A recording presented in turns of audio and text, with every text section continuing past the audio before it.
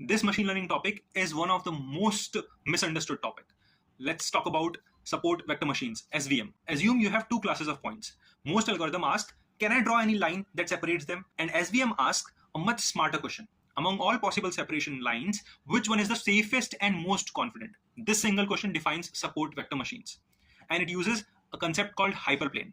What is hyperplane? A hyperplane is an n-1 dimensional object in n-dimensional space. Let's not worry about that. Think of it like if you have a 1D space, a point is your hyperplane. If you have a 2D space, a line is your hyperplane. And if you have a 3D space, a plane is your hyperplane. Now you can draw multiple lines that separates a class A and class B.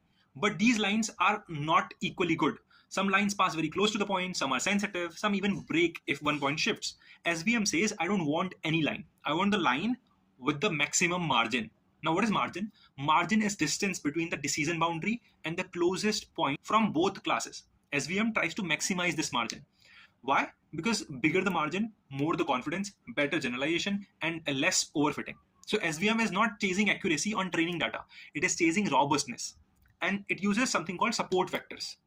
Now, these are the points that lie closest to the margin, and they decide where the hyperplane sits. If you remove a non-support vector, model does not changes. But if you remove a support vector, margin and hyperplane changes a lot. That's why the hyperplane is carried by the support vectors. And that's why the algorithm is called support vector machine. But the real world data is not simple. It is noisy, have outliers, and have overlapping classes. So the perfect margin is impossible to find. So SVM introduces a trade-off parameter called C parameter.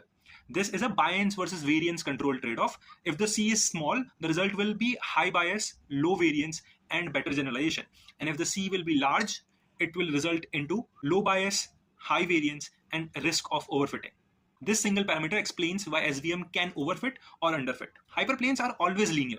So what about curved boundaries, like a circular data or a moon-shaped data or clusters inside cluster? A straight line cannot separate them.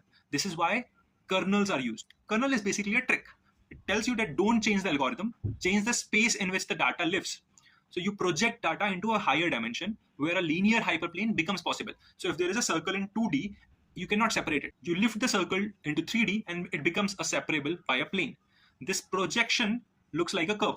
That curve is your non-linear decision boundary. Here are some strengths and weaknesses related to support vector machines. And this is why SVM is powerful in theory and exams and research, but often replaced by trees and boosting in production. In short, SVM finds a hyperplane that maximizes the margin, controlled by support vectors, softened by C parameter, and made flexible using kernels.